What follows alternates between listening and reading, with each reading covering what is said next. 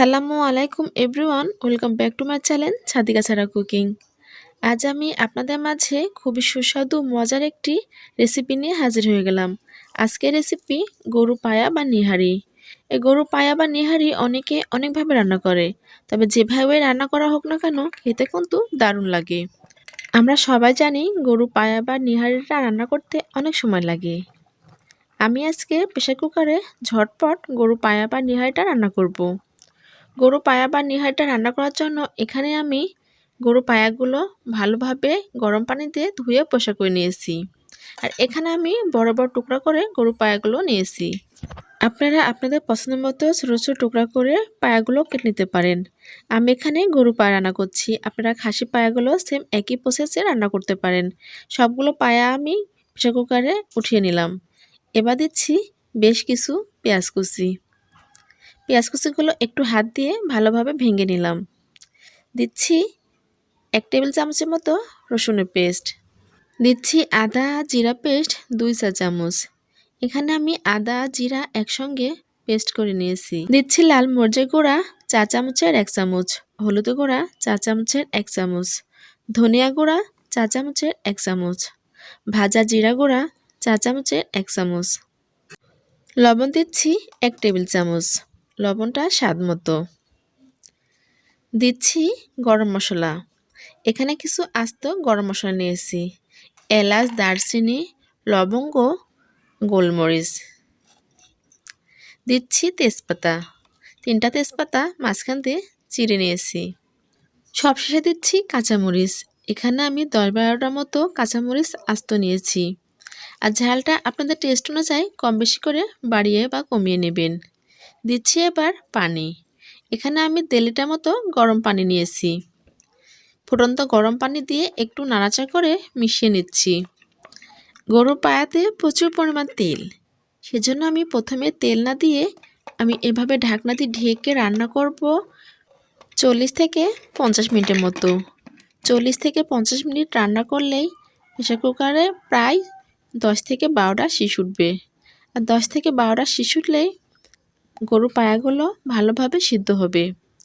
আমি এই পর্যায়ে চুলা জাল মিডিয়ামে রেখে গরুর পায়াগুলো রান্না করছি। 40 থেকে 45 মিনিট পর আমি প্রেসার কুকারে শিশটা বের করে ঢাকনাটা খুলে নিয়েছি। এবার নেড়ে পায়াগুলো একটু উল্টিয়ে নিচ্ছি। উল্টিয়ে পাল্টে ভালোভাবে নেড়ে নিলাম। দেখে বুঝতে পাচ্ছেন আমার গরুর পায়াগুলো অনেক সুন্দরভাবে সিদ্ধ হয়ে গেছে। পায়ের মাংসগুলো কিন্তু বেশি গলে যায়নি, আবার আস্তও নেই। 40 থেকে 50 মিনিট রান্না করলে পায়াগুলো অনেক সুন্দরভাবে কুক হবে। প্রেসার কুকারের ঢাকনাটা খুলে আরও 5 মিনিটের মতো রান্না করব মিডিয়াম আঁচে। নেড়ে চেড়ে 5 মিনিটের মতো রান্না করলে গরুর পায়াগুলো আরও সুন্দরভাবে কুক হবে। আমরা সব সময় খাসি বা গরুর পায়া রান্না করলে ঝোলটা খেতে বেশি পছন্দ করি, সেজন্য পানিটা বেশি দেওয়া হয় যেন ঝোল বেশি থাকে। এই পর্যায়ে নিহারির ঝোলটা একটু পাতলা থাকবে। কিছুক্ষণ রান্না করার পর এটা নামিয়ে নিলে ঘন হয়ে যাবে। এবারে নিহারি বা পায়া রান্নাতে ফোড়ন দেব। ফোড়ন দেওয়ার জন্য চুলাতে একটা প্যান বসিয়ে দিয়েছি। প্যানটা গরম হয়ে গেলে দিয়ে দিচ্ছি রেগুলার রান্না করা সয়াবিন তেল। আমি এখানে সয়াবিন তেল দিচ্ছি, আপনারা চাইলে সরষের তেল দিয়ে রান্নাটা করতে পারেন। দিচ্ছি এবার 4টা শুকনো মরিচ। এখানে আমি আস্ত 4টা শুকনো মরিচ তেলে ভেজে নিচ্ছি 30 থেকে 40 সেকেন্ডের মতো। 30 থেকে 40 সেকেন্ড ভাজা হয়ে গেলে দিচ্ছি পেঁয়াজ কুচি। এখানে 1 কাপের মতো পেঁয়াজ কুচি নিয়েছি। পেঁয়াজ কুচিগুলো নেড়ে চেড়ে ভেজে নিচ্ছি। 20 থেকে 30 সেকেন্ড এভাবে নাড়াচাড়া করে পেঁয়াজ আর আস্ত শুকনো মরিচগুলো ভেজে নিলাম।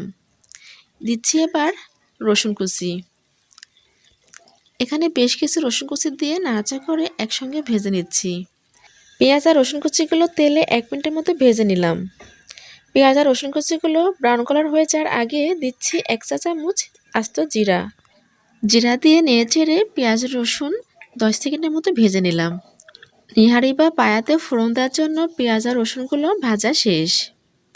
এবার দিয়ে দিচ্ছি ফোড়ন। সবগুলো ফোড়ন এবার নিহারির মধ্যে ঢেলে দিচ্ছি। আমি এভাবেই নিহারি বা পায়াটা রান্না করলাম। আশা করি আমার আজকে নিহারি বা পায়া রেসিপিটা আপনাদের কাছে অনেক বেশি ভালো লেগেছে।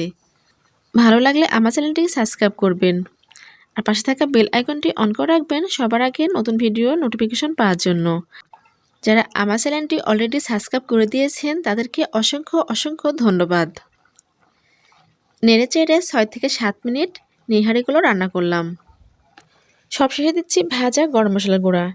4 চামচের 1 চামচ ভাজা গরম মশলা দিয়ে নেড়েচেড়ে নিহারির সঙ্গে ভালোভাবে মিশিয়ে নিলাম।